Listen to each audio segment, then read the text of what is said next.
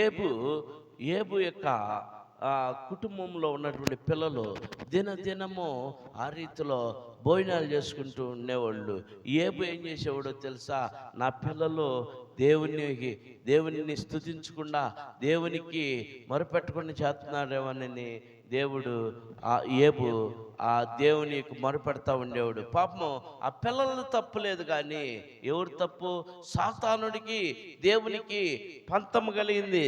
సాతానుడు దేవుని దగ్గరికి వెళ్ళి ఏబుని చూడు, నేను పిప్పి చేసేస్తాను, ఏబుని చూసుకో, నేను నలిపెడేస్తాను, ఏబుని చూసుకో, నిన్ను విసర్జించేవాడినిగా చేసేస్తానని ఏబుని మీద పడినప్పుడు పాపము ఆ పిల్లలు ఏ తప్పు చేయలేదు.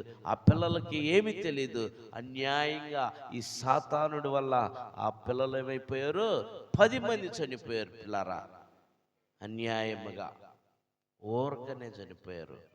చూడు, నీ జీవితంలో టార్గెట్ నిన్ను చేస్తే సాతానుడు నీ కుటుంబానికి శోధనలు వస్తాయి, నీ బిడ్డల మీదకి శోధనలు వస్తాయి, నీ భర్త మీదకి శోధన వచ్చింది, నీ భార్య మీద శోధన వచ్చింది, నీ పిల్లల మీద శోధనలు వస్తాయి.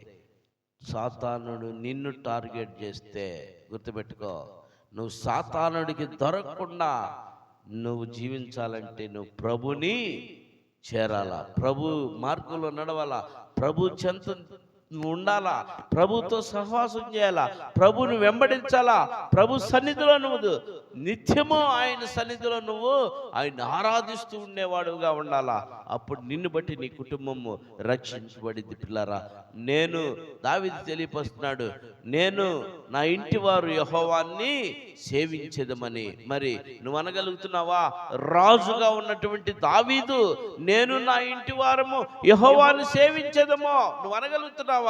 ఒక వాక్యములో ఉంది, యెహోవా మందిరముకు వెళుదాము రండి అని చెప్పినప్పుడు జనులు చెప్పుకుంటేనంట ఆ దావీదు కంట ఎంతో ఉత్సాహముతో, ఆనందంతో, సంతోషంతో ఉందంట. వాళ్ళు వెళ్దాం అనుకుంటేనే ఈయనకి సంతోషంగా ఉందంట. కానీ మరి నీకు నువ్వు వెళ్ళవా దేవుని సన్నిధికి? నువ్వు రావట్లేదు. గుర్తుపెట్టుకో, దేవుని సన్నిధికి వెళ్ళట్లా, నువ్వు దేవుణ్ణి ఆరాధించట్లా, దేవుని గణపరచట్లా, దేవుని మహింపరచట్లా, దేవుని కొనియాడట్లా, దేవుడిని పక్షంగా, దేవుడిని కుటుంబ పక్షంగా దేవునికి చేస్తున్న మేలుని నువ్వు మర్చిపోతున్నావు అనుభవిస్తూ. అందుకని ఆయన రక్షకుడుగా నిన్ను జన్మించాడు. నువ్వు మర్చిపోతున్నటువంటి నిన్ను పదే పదే పదే పదే జ్ఞాపకం చేయటానికి ఆయన రక్షకుడుగా వచ్చాడు. ఆయన రక్షకుడుగా వచ్చి నీకు తెలియపరుస్తూ ఉన్నాడు.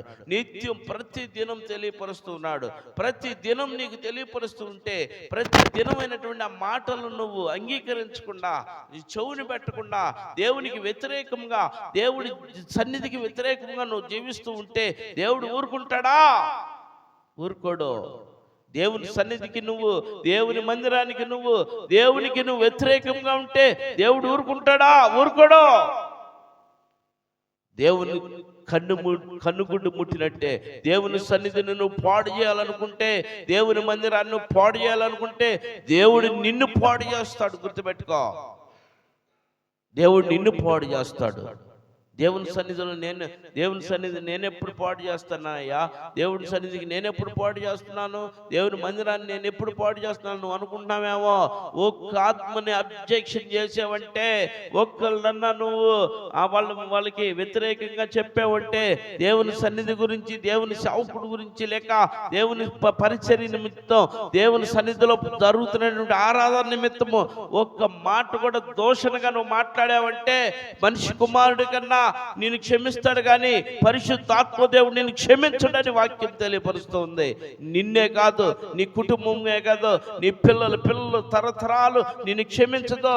దేవుణ్ణి ఆరాధించేటప్పుడు అబ్జెక్షన్ చేస్తున్నావంటే, దేవుని గణపరిచేటప్పుడు అబ్జెక్షన్ చేస్తున్నావంటే దేవుడు క్షమించడం.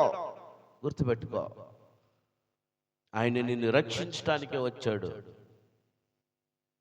ఆయన నిన్ను రక్షించడానికే వచ్చాడు. నా ప్రియమైన సహోదరి సహోదరుడా, రేపు రెండో రాకడలో నిన్ను శిక్షించడానికి రాబోతూ ఉన్నాడు. ఆయన శిక్షించడానికి నువ్వు వచ్చే ముందు నువ్వు ఎలా ఉన్నావు, నీ స్థితిగతులు ఎలా ఉన్నాయి నువ్వు తెలుసుకో. ఇన్ని సంవత్సరాల నుంచి నీ వాక్యం వింటున్నావు, ఇన్ని సంవత్సరాలు దేవుని గురించి తెలుసుకుంటున్నావు, ఇన్ని సంవత్సరాలు దేవుని గురించి నువ్వు నడుస్తున్నావు, దేవుని సన్నిధిలో నువ్వు జీవిస్తున్నావు. కానీ నీ హృదయం మారకపోతే ఈ